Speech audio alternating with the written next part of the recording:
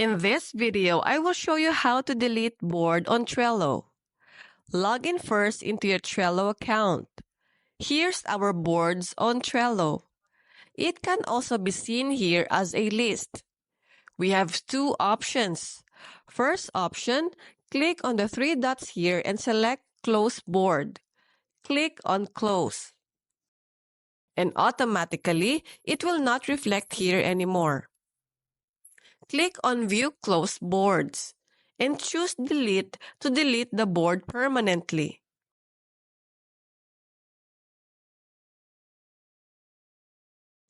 Second option, choose the board. Click the three dots here. Scroll down and click Close Board and click on Close.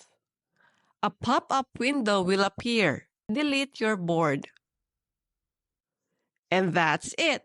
For more videos like this, hit the subscribe button and click the notification bell so that you get notified for our new uploaded videos. See you next time!